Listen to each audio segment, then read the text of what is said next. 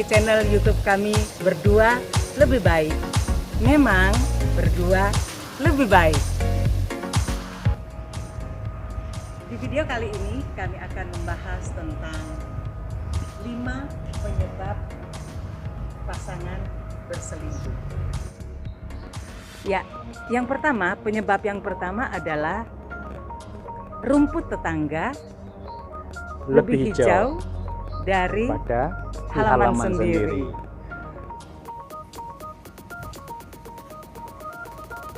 Iya, seringkali karena kita biasa melihat rumput di halaman sendiri kelihatan kuning, tidak segar, layu.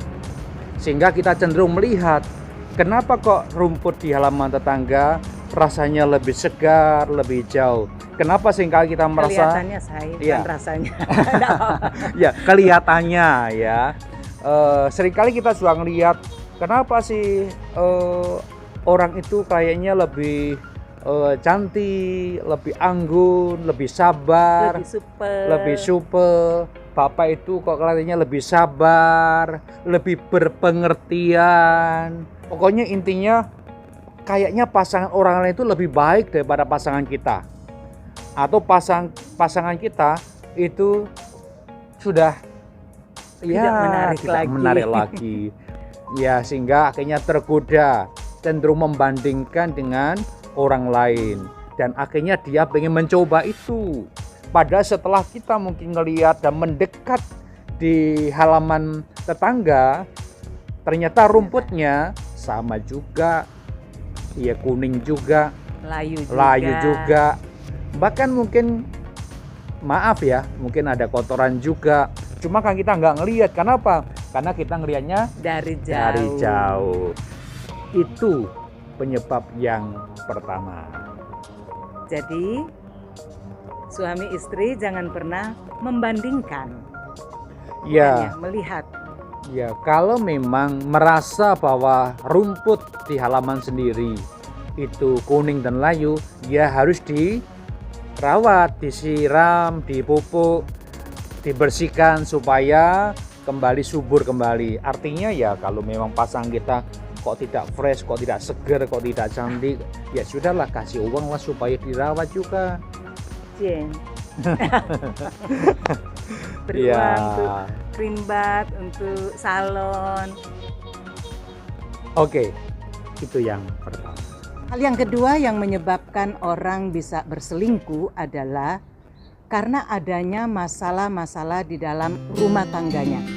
Dan masalah di dalam rumah tangga tentu saja sangat kompleks. Biasanya itu bisa menguras pikiran. Iya. Mungkin juga sudah penat perasaannya, sumpek begitu sudah, sehingga dia pengen lepas, lari, pengen bebas, dan akhirnya mungkin lari ya dari kenyataan hidup, bahwa lari dari tanggung jawab. Hidup ini memang ada masalah, ada problem, sehingga ketika dia bertemu dengan orang luar, merasa ya sekarang ya dia enggak fokusnya kepada masalah, ada problem. Biasanya kalau ketemu orang baru kan yang dibicarakan yang ringan-ringan, yang enak-enak. Ya akhirnya merasa kok enak, kok nyaman ya. Iya, jadi solusinya dalam hal ini jangan pernah saudara menumpuk persoalan. Kalau ada persoalan, segera diselesaikan. Kalau ada masalah, segera cari solusi. Itulah penyebab yang kedua. Ya, yang ketiga adalah adanya pendapat yang naif. Ya, pendapat itu yang mengatakan bahwa saya sudah tidak bergairah lagi dengan pasangan saya sudah tidak menarik, tidak menggairahkan, dan kalau saya masih menarik kan? Lah, saya masih bergairah, cuma istri saya kadang-kadang mungkin sudah nggak bergairah lagi. Curhat. Ya. Jadi adanya krisis parubaya di tengah-tengah usia seperti ini, terjadi persoalan-persoalan yang menyebabkan gairah itu berkurang.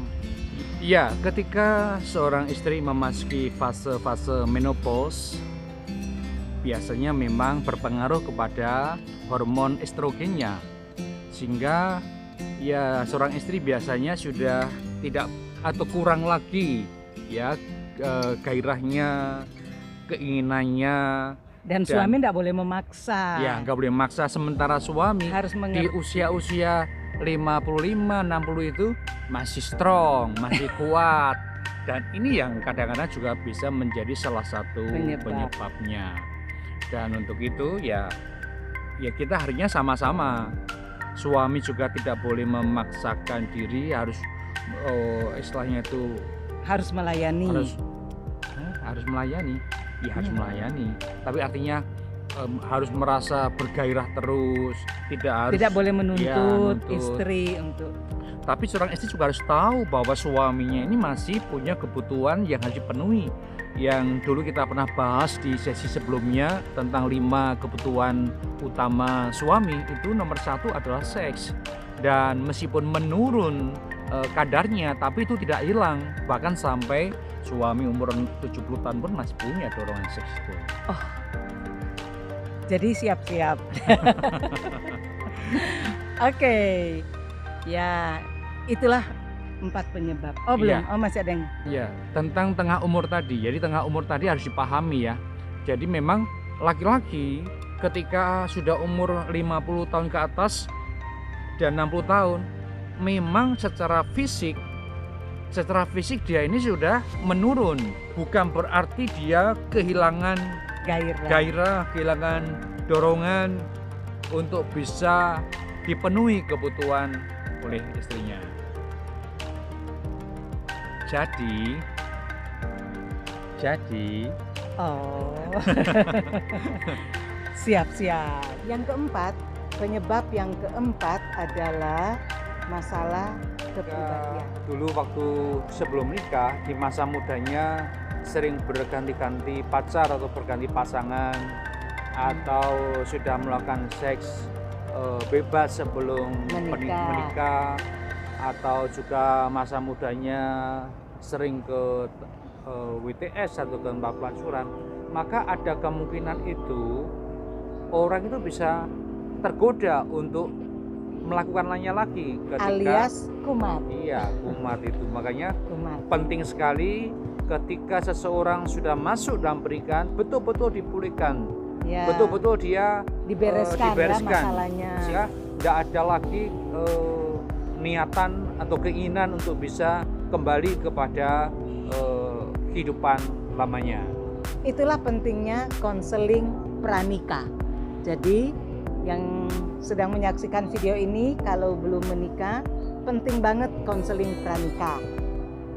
Ya, penyebab yang kelima adalah yaitu sukses dan iseng. Kok bisa sukses, apa hubungannya? Ya, ketika seseorang sudah mencapai puncak karir, kemudian uangnya jadi banyak, ya bisa tergoda untuk melakukan dosa ini. Kenapa? Dia pikir uangnya banyak, tidak mengurangi jatah untuk keperluan keluarga dan rumah tangganya, jatah istrinya tidak berkurang, anak-anaknya semua tercukupi, tapi uangnya masih melimpah.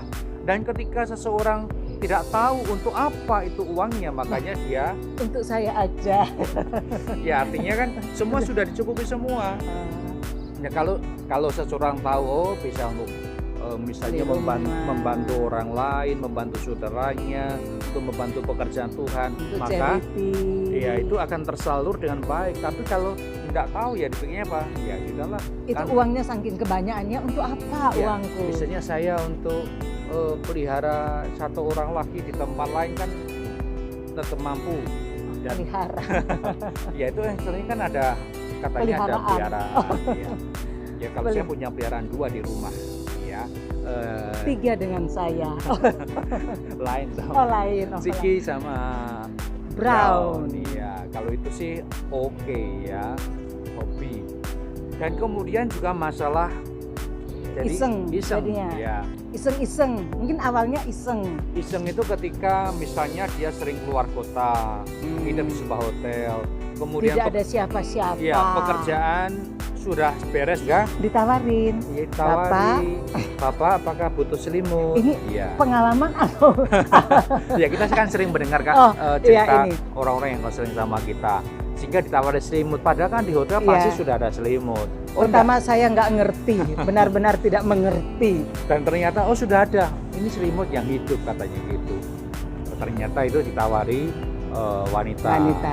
Dan Maka iseng lah. iseng, Coba sih coba iseng-iseng. kayak apa sih. Nah sehingga akhirnya tergoda lah dan akhirnya bisa jatuh di Dalam dalam perselingkuhan. dosa perzinahan atau perselingkuhan. Untuk itu ya memang ya isilah hal-hal yang bisa bermanfaat, yang berguna, dan supaya kita tidak Iya. terjebak dan Ya. jatuh di dalam dosa yang akan menghancurkan keluarga Ya. dan rumah tangga kita. Dan akibatnya sangat-sangat fatal. Itulah yang kita bisa bagikan di video kami kali ini, dan nantikanlah kami di video-video kami yang berikutnya yang pasti jauh-jauh lebih menarik. Terima kasih, sampai jumpa. Dadah. Dadah.